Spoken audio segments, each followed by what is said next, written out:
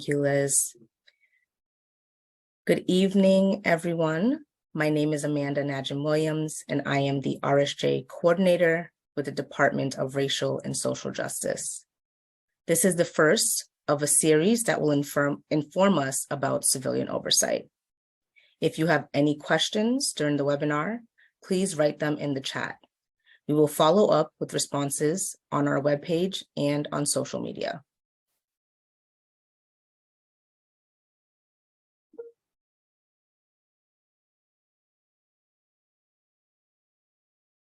Next slide, please. Our goal in this session is to provide an overview of civilian oversight models. I'm sorry, this is the interpreter speaking, but I saw there was a message saying the person can't see the interpreter now. I just wanted to make sure that the person is able to see me. I think when you share the screen, we just have to make sure that the person is still able to see me properly. I don't know if someone can maybe send a private message to make sure that person is set up correctly for watching the interpreter.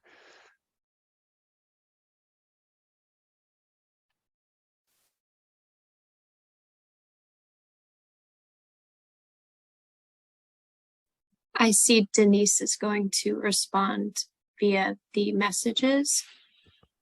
Hopefully we can get that sorted out.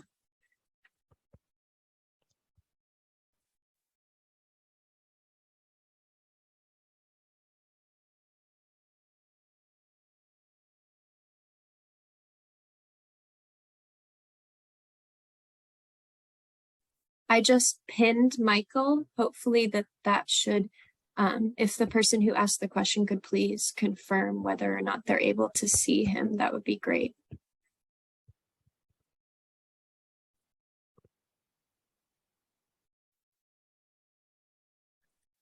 This is the interpreter speaking. Pinning will change your screen and your view, but it doesn't change other people's view. If you have the ability to spotlight, do you have that option? There we go. And then if it's possible to spotlight the speaker too, that's best. If that's possible, if you can add a spotlight, a second person spotlight. Okay, so I've put both spotlights. Hopefully everyone should be able to see the two of you. Thank you for your patience, everyone.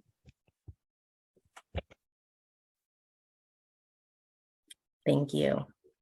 So as I stated, our goal in this session is to provide an overview of civilian oversight models and their functions.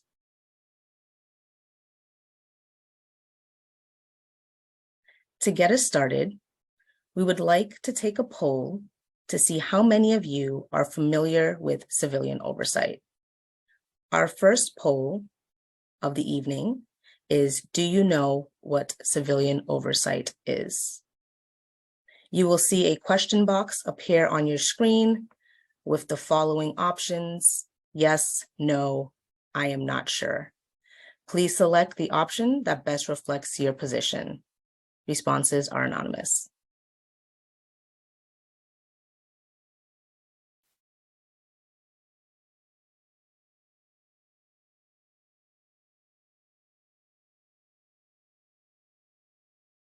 We'll give you a few seconds.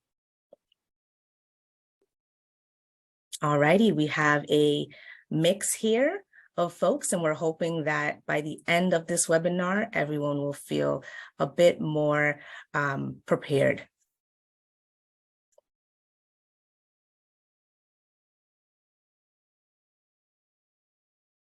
Turning to our next slide.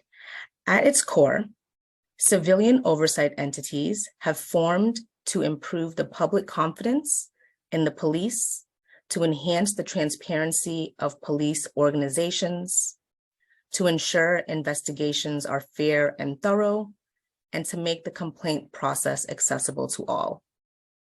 Civilian oversight entities have taken on many different names and serve different functions, but they all have some variation of the following functions and characteristics. They investigate, monitor, and review policies, procedures, and complaints. And they involve the participation of individuals who are not sworn law enforcement.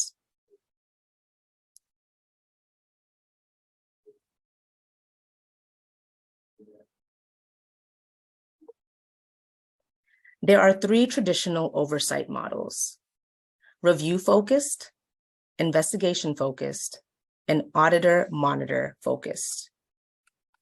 In recent years, however, a fourth category known as hybrid or hybrid-focused has formed. Hybrid models are representative of a combination of some or all of the three traditional oversight models. Review-focused and hybrid-focused models are the most common among the four types.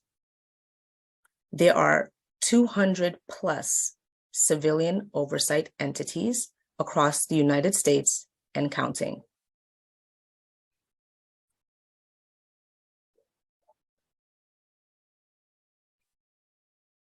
There are 13 principles for effective civilian oversight: independence, clearly defined and adequate jurisdictional authority, unrestricted access to records and facilities, access to law enforcement executives and internal affairs staff, full cooperation, sustained stakeholder support, adequate funding and operational resources, public reporting and transparency, policy and pattern analysis, community outreach, community involvement, confidentiality, anonymity, and protection from retaliation, and lastly, procedural justice and legitimacy.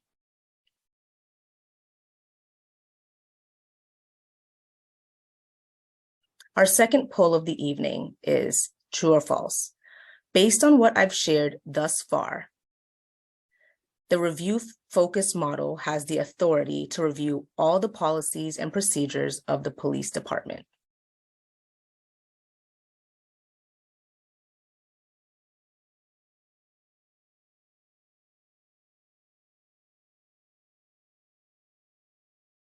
Just a few more seconds for folks to give their responses.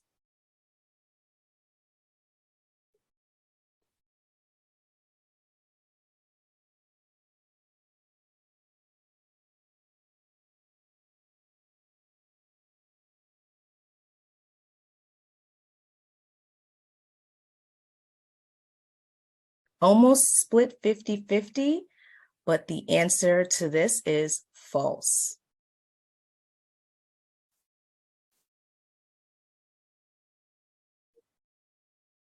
As one of the most common models, a review-focused civilian oversight model provides community members with the chance to review the quality of misconduct complaint investigations by the police department. Review-focused models are also authorized to review completed internal investigations, and they can agree or disagree with those findings. In some instances, they can send matters back for review with recommendations. As for the organizational structure of this model, community members are most commonly appointed to the review board or commission, either entirely or partially by the mayor or city council. In some jurisdictions, seats are reserved for representatives from local community groups.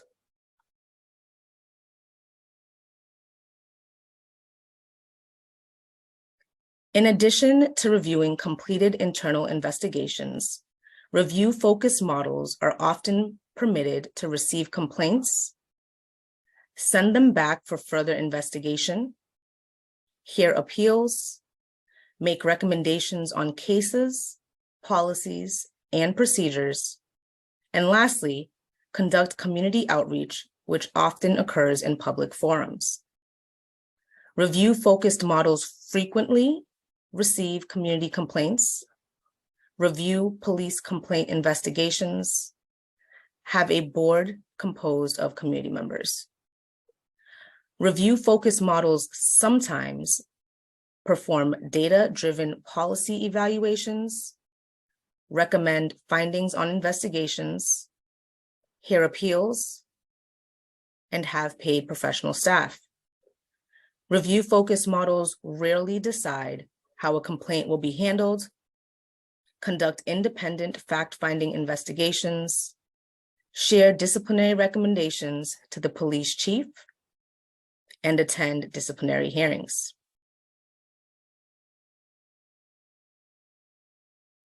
Some strengths of the review-focused model is that they increased the public trust because the community has the ability to provide input in the complaint investigation process, and it is the least expensive because it relies on volunteers. A weakness or some weaknesses of the review-focused model is that there's limited authority to access organizational resources, and there's significantly less expertise in police issues. Review-focused models can be found in the following areas: Albany, New York, Indianapolis, Indiana, Urbana, Illinois, St. Petersburg, Florida, and San Diego, California.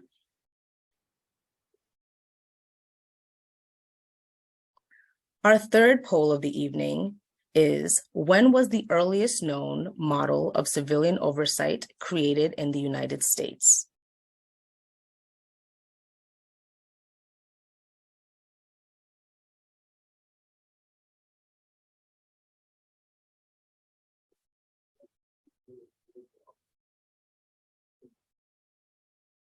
And a few more seconds before we reveal the answers.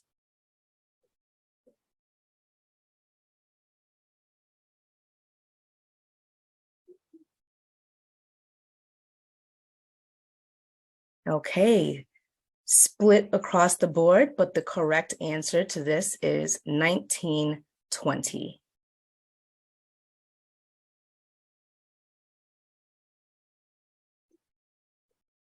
Investigation-focused entities are civilian-led organizations. Investigation-focused models are supported by full-time staff experts who conduct investigations of misconduct independent of the police department's internal affairs unit. They typically have greater access to law enforcement records and databases.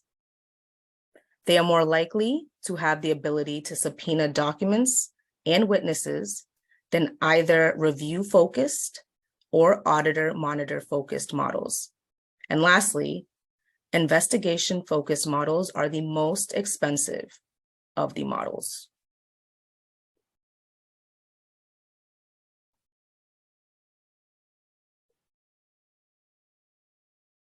Investigation-focused models often have jurisdiction over certain types of allegations. Sometimes jurisdiction is based on the origin of the complaint, such as whether the complaint was originally filed with the oversight agency or the law enforcement agency. They have the authority to gather evidence and to prepare reports. They can make recommendations or findings as to whether the evidence supports the allegations in the complaint. They can also conduct interviews of witnesses, including civilians and police, and additionally, keeping in mind agreements with police unions and other legalities, they can also potentially have the authority to recommend and/or impose discipline. Investigation-focused models frequently receive community complaints, decide how a complaint will be handled, conduct independent fact-finding investigations, recommend findings on investigations, have a board composed of community members, and have paid professional staff. Investigation-focused models sometimes review police complaint investigations, perform data-driven policy evaluations, share disciplinary recommendations with the police chief, attend disciplinary hearings, and hear appeals.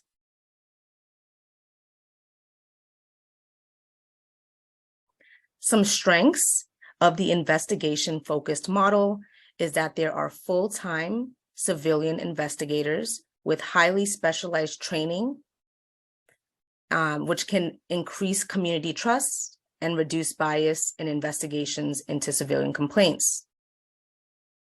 Some of the weaknesses of this model is that it is the most expensive and organizationally complex. Investigation-focused models can be found in the following areas: San Francisco and San Diego, California, Washington, D.C., New York, New York, and Pittsburgh, Pennsylvania.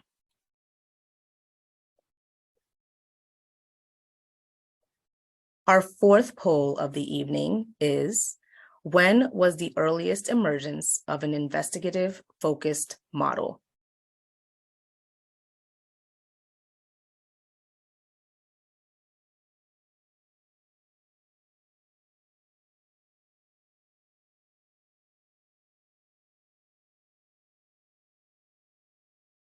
And we'll hold on for a few more seconds.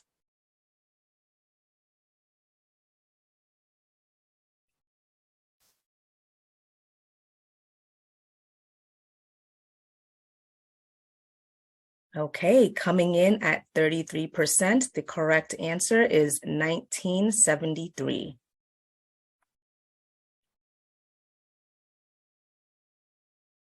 Thank you all for engaging so much. Auditor-monitor-focused entities are created to promote broad organizational change by addressing systemic issues, analyzing patterns, and addressing deficiencies in policies and procedures. The staff of auditor-monitor-focused entities are often professionals with backgrounds in social sciences, auditing, data analysis, law and law enforcement, as well as community outreach. Auditor-monitor-focused models are more expensive than review-focused models, but they are less expensive than the investigation-focused models.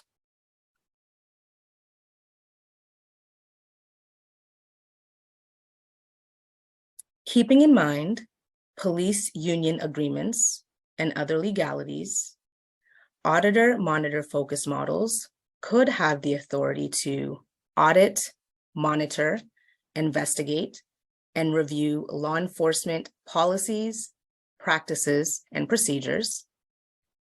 They can ensure compliance with policies and procedures.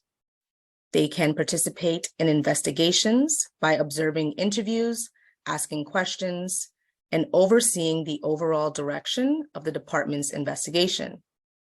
They may also monitor the disciplinary process in order to ensure fairness and consistency. They can conduct complaint intake and classification. And lastly, they participate in community engagement. Auditor-monitor-focused models frequently receive community complaints, review police complaint investigations, perform data-driven policy evaluations, recommend findings on investigations, and have paid professional staff. Auditor-monitor-focused models sometimes decide how a complaint will be handled. They conduct independent fact-finding investigations, share disciplinary recommendations with the police chief, attend disciplinary hearings, and have a board composed of community members. Lastly, auditor-monitor-focused models rarely hear appeals.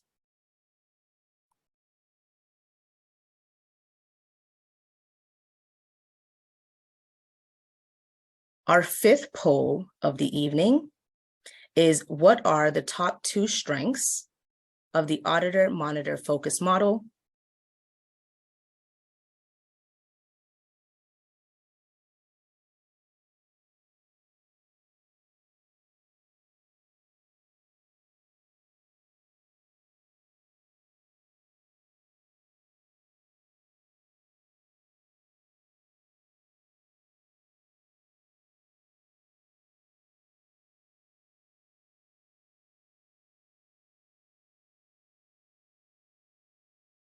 Okay, in a few more seconds.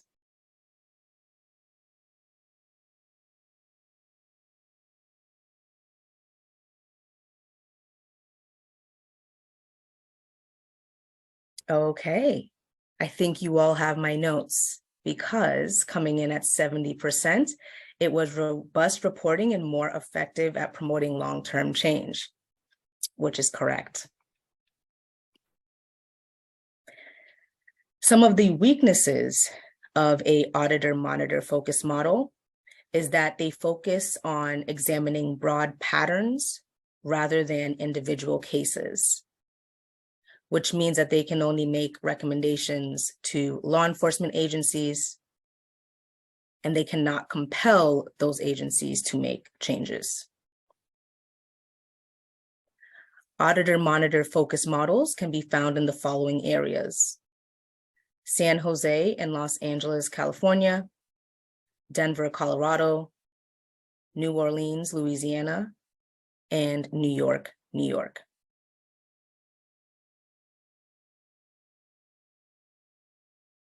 Turning to the last of the models, hybrid models have come to fruition to employ a more holistic approach to oversight, to balance the interests of involved or affected stakeholders, and as a result of collective bargaining agreements. While there's no such thing as a best practice, these models are focused on the best form for the city's needs, which is why the RSJ department is working hard to gather all the necessary data to make evidence-based informed recommendations.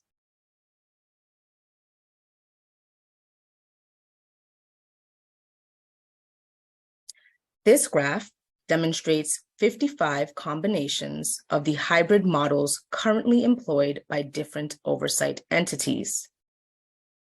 The horizontal axes, highlighted in gray, represents the bulk of the day-to-day activities of the civilian oversight entity, whereas the vertical axes, highlighted in yellow, reflects additional oversight functions performed.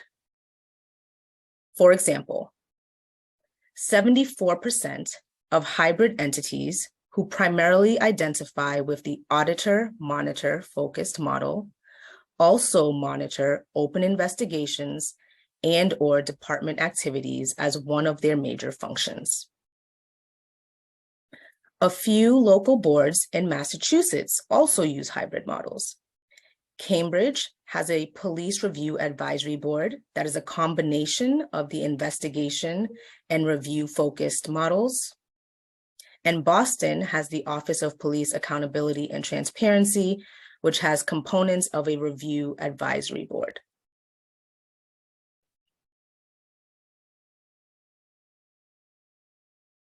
Turning to our sixth poll of the evening. We're curious to know, do you feel more knowledgeable about civilian oversight now than before this webinar?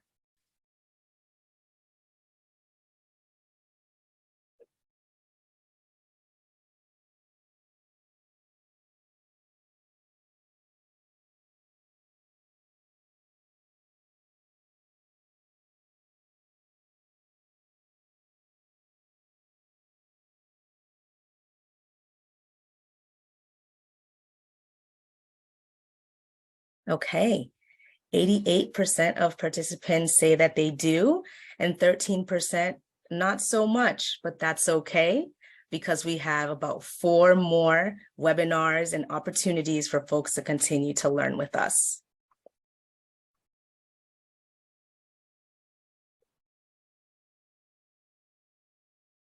In addition to the Civilian Oversight Initiative, the Department of Racial and Social Justice is also conducting a Public Safety for All survey. This survey seeks to hear about your experiences around public safety and policing in Somerville.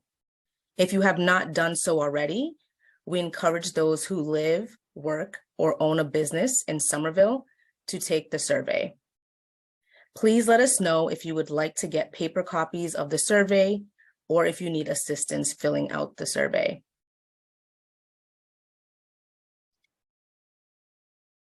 We are also open and welcome to table at your business and events.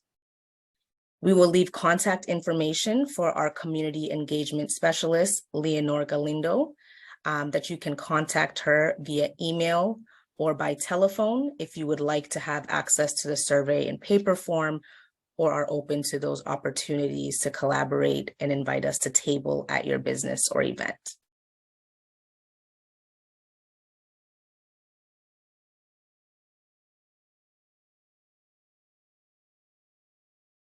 Thank you, Liz, for putting Leo's telephone number and contact information in the chat. As for next steps, the Civilian Oversight Series will be continued in 4 upcoming sessions throughout February, March, April, and May. During these sessions, you'll have the opportunity to hear from experts in the field, to ask questions, to share your thoughts, and play a critical part in the process of figuring out what civilian oversight may look like in Somerville. Our next session will be a repeat of this session with live interpretation in Spanish, Haitian Creole, Portuguese, Nepali, Mandarin, and Cantonese, as well as an ASL interpretation on Thursday, February 9th at 6 p.m.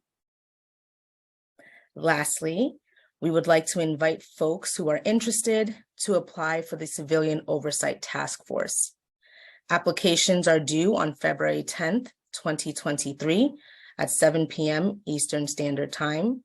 Paper copies of the application are available at the 311 desk at City Hall, and applications can also be found at the RSJ webpage. Thank you all for your time, participation, and engagement throughout this session. A special thanks I'm going to emphasize on your patience as we dealt with some technical difficulties, but we look forward to continuing to learn with you all in the coming series that will be happening in the coming months.